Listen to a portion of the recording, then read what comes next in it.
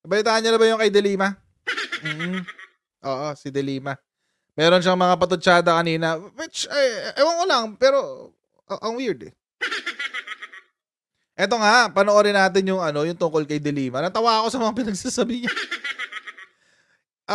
Ang sinasabi nila Ila De Lima, tawag dito, yung ito daw si PBBM, ang totoong plano daw talaga niya, papasukin ng ICC. Oo, yun daw yung totoong plano niya. Pero hindi raw niya nilalabas kasi ayaw daw niyang magalit sa kanya si Digong.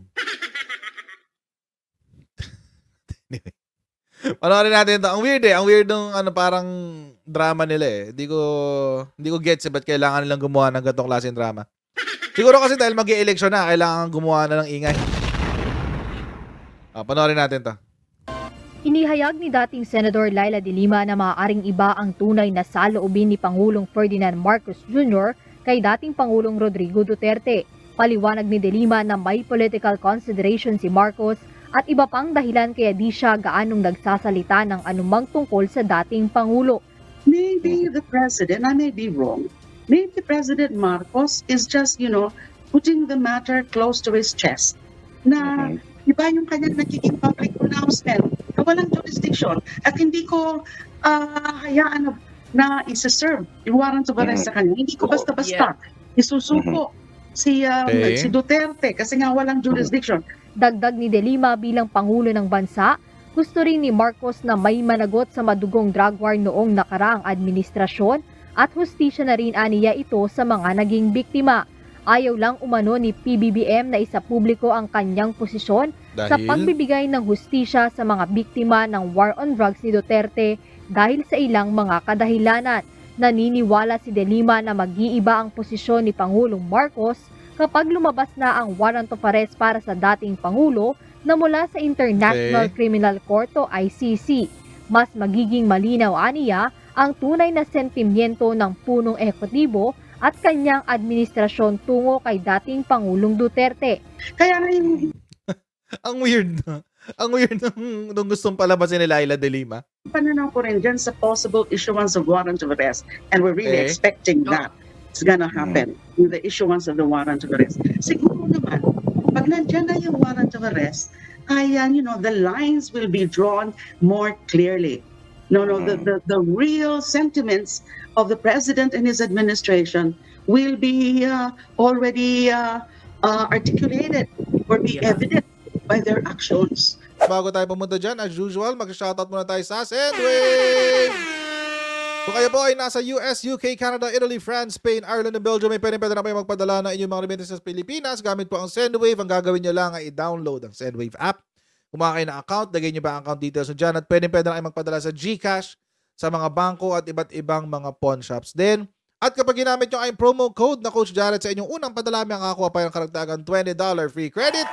Kaya gamitin na si Sendwave for all of your remittance needs. So parang iniintay lang natin muna yung warrant of arrest bago natin malaman kung ano yung totoong intention ni Presidente. Weird na. Baka nagpapaka-Machiavellian. Baka gusto sabihin nila Laila de Lima na si PBBM na yung bagong political genius, master strategist, art of war. Chess master. Kalimutan kayo chess master. Baka ganun ang gusto sabihin ni Laila de Lima. Oo. Na hindi na lang muna ilalabas lahat ng baraha. Nakikita kasi ni de Lima na isang perfect excuse para kay Marcos ang ICC, kaya mas magandaan niya itong antayin kaysa mapag-initan rin ni Duterte at ng kanyang mga kaalyado. Hindi nawawala ang suspicion ni de Lima na iba talaga ang mga sinasabi ni Pangulong Bongbong Marcos kaugnay sa mga issue na kinasasangkutan ni dating Pangulong Duterte. Sa mga unang pahayag ni Pangulong Marcos Jr., sinabi nito na hindi niya kikilalanin ang arrest warrant laban sa dating Pangulo sakaling maglabas ang ICC. Jed Neresina, UNTV. Conspiracy theory na naman to, Diyos ko. Hindi na kayo nagsawa talaga sa conspiracy theory, no? Kayo dyan mga dilawan, no? Hanggang ngayon, puro conspiracy theory pa rin. Ang isa daw sa mga consideration ni PBBM, hindi magalit si Digong at hindi siya pag-initan ng mga kaalyado niya. Ni Digong. Hindi pa ba siya pinag-iinitan ngayon? Hindi pa ba siya pinag-iinitan ngayon, ma'am? Ma'am, sir. Hindi pa ba? Tinawag ng bangag, tinawag ng adik, kulang na lang, tawaging, ano pa ba? Ano pa ba pwedeng mga napakawala lang yang itawag kay PBBM? Di ba, lahat na lang Lahat na lang ng krimen, inakusa, lahat ng posibleng sabihin na pang-iinsulto, sinabi na. Ano pa bang hihintayin natin? Ano pang hihintayin natin? Na magagalit yung mga kaalyado. Galit na nga Galit na nga. Ano pa yung sinasabi na baka pag-initan pa ng, alam nyo mga kutsero, happy kasi ngayon ang mga dilawan. Happy kasi sila ngayon. Bakit? Happy sila kasi hindi sila yung napagbubunto na ng galit ng taong bayan. So ngayon, ang gagawin nila, ang strategy nila, mambubuyo na lang sila. Yung mga miron, halimbawa, may dalawa nagsusuntukan, tapos may miron sa paligid, sinasabi, waka mo nga sa tenga, ganun. Ganun lang ginagawa niya mga yan. Kasi nga, wala na nga, hindi sila yung pinag-iinitan ngayon. Ang mainit yung Marcos Duterte rivalry. Hindi na nga sila masyadong napapansin. Kaya nga minsan, di ba, kapag nagsasalita yung mga kakamping ng kung ano-ano against Marcos, anong ginagawa ng mga tulad ng si Kiko Pangilinan, di ba? Sabi, maghunos dili kayong lahat. Maghunos dili kayo. O, parang ganon. Huwag kayong magulo. Kasi nga, mga kutsero, kapag pag yung mga makaaway mo, nagtatalo at nag-aaway, hayaan mo lang sila, panoorin mo lang. Panoorin mo lang. Kaya ito happy ngayon ng mga dilawan. Kaya sure ba kayo gusto niyo umeksena dito? mga dilawan, mga kakamping, mga dilawang pink CPP. Gusto niyo umeksena talaga dito? Sure kayo diyan, sure kayo? Final answer na ba yan? Langiya. Hindi na nga kayo napapansin Hindi na kayo napapansin. Oo. Ngayon gusto niyo magpa-relevant kasi mag-e-election na. Kasi mga kutsero, dito sa sinasabi ni Laila de Lima, parang gusto niyang palabasin na si BBM ay parang si Digong. Oo, yung political genius, master strategist, chess master, art of war. Ganon. Alam niyo mga kutsero, kung maglalaro man si BBM ng ganon, well, I don't think he will. And I don't think he is. I don't think he is playing any politics. I don't think he's playing any politics. At kung maglalaro man siya ng ganong klaseng politika, alam nyo mga kutsero, hindi natin mahahalata. Hindi natin mahahalata. Magugulat na lang tayo na may ganon. Diba? Magugulat na lang tayong lahat. Parang yung mga DDS, nagulat silang lahat na biglang bumaliktad si PBBM dun sa China. But it's with reason. Hindi naman yun tipong wala lang, trip ko lang kasi ayoko na sa China punta ako sa US. Kaya nga 'di ba, ang ginagawa nila itong mga dilawang pink CPP, lagi nilang sinasabi, hindi merong secret agreement yan si PBBM tsaka si Biden. Oo, yung ari-arian kasi nila nandoon. Oo, ganun. Kasi nga, nagulat sila. Actually, lahat naman tayo nagulat. Akala kasi natin lahat itutuloy niya yung China diplomacy. But, anong nangyari? After niya magpunta ng China kay Xi Jinping, tapos inatake tayo ng China dyan sa West Philippine Sea, bigla siyang bumaliktad. As in, ikot. And that's what I mean. Yun yung ibig kong sabihin, na kapag meron siyang ginagawa na, or when he decides on a policy, it's because hindi dahil sa namumulitika siya. It's actually because of an event. May event Alam nga namang i-tolerate niya yun, di ba? Katulad ng ginawa ni Digong. Sige, status quo tayo, status quo. Mga Konchero, alam nyo ba hindi ko alam kung ano bang pagkakaintindi nila sa status quo, bakit yun ang pinandadahilan nila. Status quo, ibig sabihin, kung ano yung nangyayari na ngayon, tuloy lang. Yun ang status quo. Tapos sasabihin nila, tawag dito? Sasabihin nila Harry Roque, yun lang naman yung pinag-usapan, status quo. Ano ba yung nangyayari na sa West Philippine Sea during that time nung nagkaroon ng secret agreement na pinagmamalaki yung status quo? Binobomba na yung mga fish, bino-water cannon na yung mga Coast Guard, hinaharas na yung mga mangingisda, nagde-dredging na yung mga Chinese, etc., etc. So, ibig sabihin, pag status quo, maintain natin yun. Maintain lang natin yun. Yun yung status quo. Kaya nga nakakatawa na itong mga DDS defenders, sinasabi nila na, uy, hindi naman secret agreement yan status quo agreement lang naman yan, etc., etc. Ang pangit na nga ng status quo Ang pangit na ng sitwasyon doon. I-maintain lang yung pangit na sitwasyon. So that's so weird. Ba't yung pinagtatanggol yung pangit na sitwasyon? Hindi ko talaga naiintindihan yung mga DDS defenders lalo si Atty. Harry Roque pag sinasabi niya, wala naman secret agreement. Ang meron lang status quo agreement to maintain peace and stability. The only way, during that time, the only way to have peace and stability dyan sa West Philippine Sea ay kapag hindi nakialam ang Pilipinas. The only way to have peace and stability in the West Philippine Sea is if the Philippines relinquishes its claim nung panahon na yun. Kaya nga nakakatawa yung status quo nila. It's so much bullshit. Pardon my French, but it's so much bullshit, man. Nakabalbalan yun. Buti na lang kaka-secret agreement nila at dahil hindi siya documented, we can freely rescind anytime.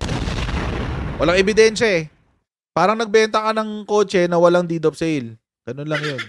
Parang ang nagbenta ng lupa, bahay at lupa, nang walang deed of absolute sale. Parang ganun. Walang papeles, walang nangyaring transaksyon. Walang agreement. Ganun lang yun. Mapa-gentleman or wala. Kinukulit nila yung ICC kasi alam ng mga dilawamping CPP na ito na yung yung ICC will be the nail on the head. Oo. It will this is the last nail in the coffin kumbaga. Yun yung ibig sabihin yan. Pag pinayagan ni PBBM ang ICC sa Pilipinas, it will be the last nail in the coffin between the alliance or the seeming alliance. Actually, wala naman ng alyansa Wala naman. Naglolokohan na lang tayo pag may sinabi pa nating alyansa. But, at least yung seeming alliance between the Marcos and the Dutertes. Yun na yun Yun na yun. Kaya ang gusto nila is ipinupush talaga nila yung ICC kay PBBM. Tsaka talagang binabandera talaga nila yan. Na, uy, wait lang. Kailangan tapusin natin tong relasyon ng Marcos Duterte. Let's make it permanent. Oo. Kaya nga, di ba, nung una pa lang, sinasabi na ni PBBM. Actually, last year pa nga ito. Paulit-ulit na lang si PBBM. Ang kulit kasi. Pati si Roque, nakikisalsal dyan. ICC na yan. So ngayon, mga Konchero, it seems, dalawang partido, yung grupo ng mga Dilawan, tsaka mga grupo ng Duterte Balahura supporters, sila yung nagbubuyo kay PBBM na may gawin. Etong isa, papasukin na sa ICC. Ito naman kabila, sumulat ka, sulatan mo, gawin mong official, gawin mo EO, Executive Optical, joke. Gawin mo executive order. Gawin mo executive order. Yung pagtanggi mo sa ICC kasi kung walang order, kung walang nakasulat, laway lang yan. See? Tingnan nyo kung paano tumalon sa argumento tong mga Duterte Balahura supporters na to. Kung para proteksyonan si Digong, kailangan may dokumento, kailangan nakasulat yan, kailangan nakasulat. Ganon. Pagpoprotektahan si Digong. Pero kapag pag si PBBM, poprotektahan na ang West Philippine Sea, ay hindi, kailangan i-honor natin yung gentleman's agreement. Ano kayo ng tipak mo? Sa pagprotekta kay Digong, gusto nyo may papeles, pero yung gentleman's agreement nyo, gusto nyo laway lang. Tigas ng mukha. Tigas ng mukha nyo. But anyway, pagdating dito, gusto nila may papeles, gusto nila may sulat. Based on intel, the former president informed me that he could be apprehended anytime. Unfazed, he vowed that the ICC would never get him alive. Sabi. Tapos, sabi niya, as his counsel, I maintain that the court lost its jurisdiction over the country's war on drugs because the prosecutor failed to conduct its preliminary investigation before the effectivity of the Philippine withdrawal from the Rome Statute. Ito ngayon yung apela niya. I reiterate my appeal to President Ferdinand Marcos Jr. to issue a presidential memorandum or memorandum circular prohibiting all agencies under the executive branch, the AFP, and the Philippine National Police from cooperating with the court, given that the Philippines had ceased to be an ICC member. Sinabi na nga ni PBBM, di ba paulit-ulit? Di ba kayo assured? Hindi ba kayo kampante doon sa mga sinabi ni PBBM? Last year pa actually, pero ngayon 2024 na lang tayo mag-umpisa. Sinabi na niya, ICC is a threat to Philippine sovereignty. Ibig sabihin, banta sa soberenya daw ng Pilipinas ang International Criminal Court. Bakit? Kasi nga, for the 100th time,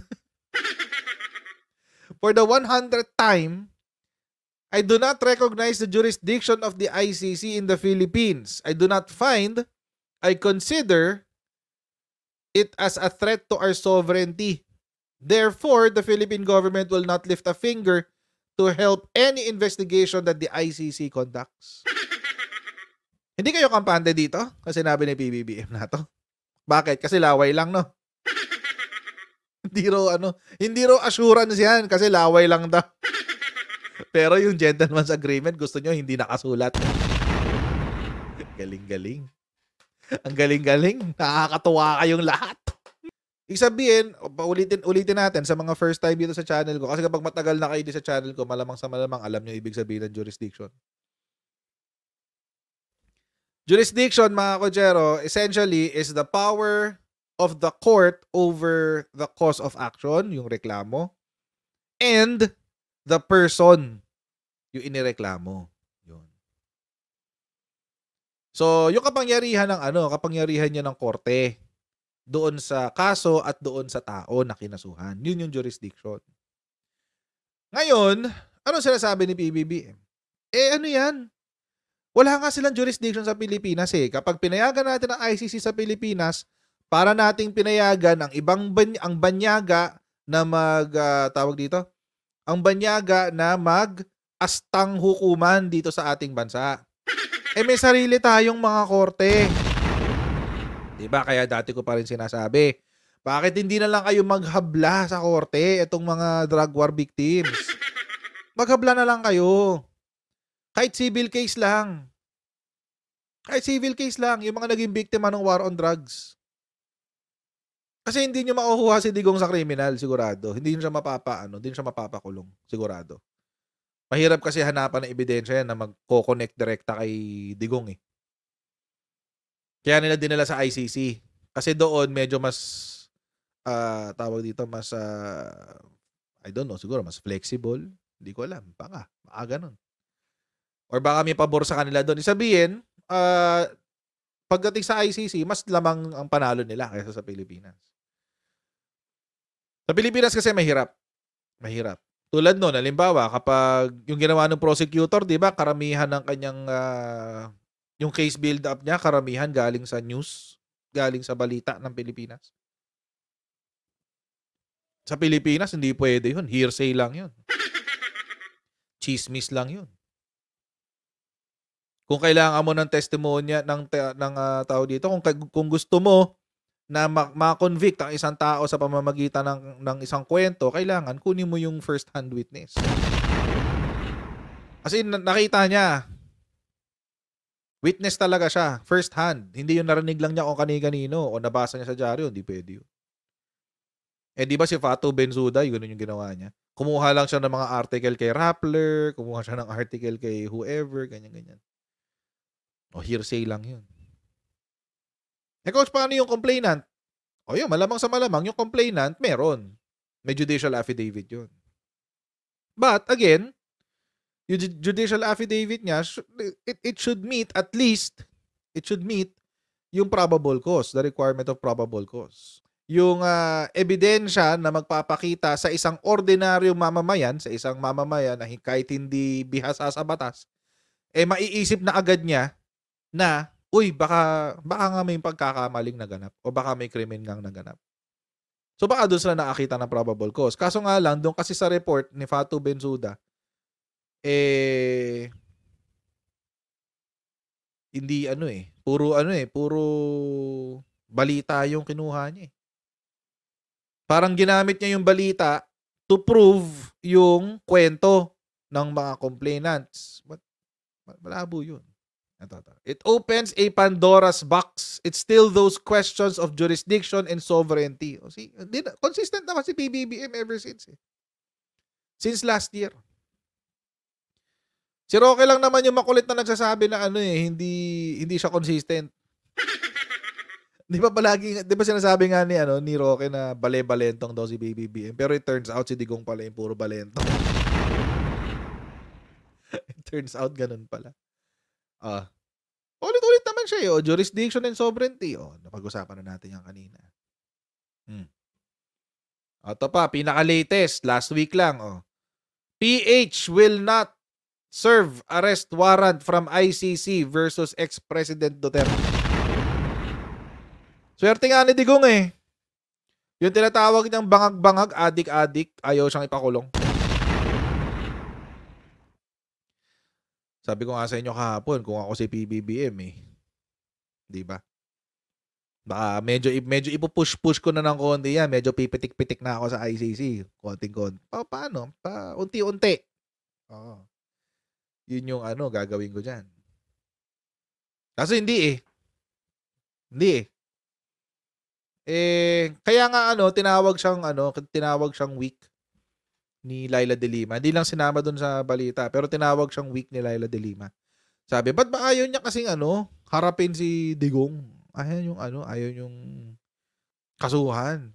Ayaw niyong idalhin sa ICC. Ayaw niyong harapin. Pati yung mga batigos, ayaw niyong sagutin. Masyadong conflict averse. Yun yung sinabi. Weak and conflict averse. Sinabi. Ayan. So mga kutsara, maraming po salamat sa inyo patuloy na pag-support sa ating channel. Huwag niyo po kalimutan mag-subscribe at i-follow tayo sa ating mag-subscribe sa ating Coach Jared YouTube channel at i-follow din tayo sa ating Facebook page. And I'll see all of you in our next Coach Jared Live. God bless you. See you next time, guys. Bye!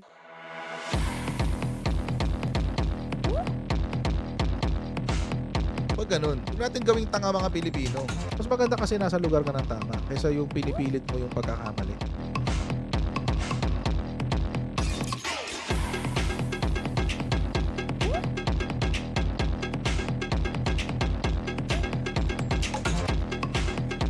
Are they willing to go that far? Hindi makakalimutan ng Pilipino yan hanggat di nasasagot niya.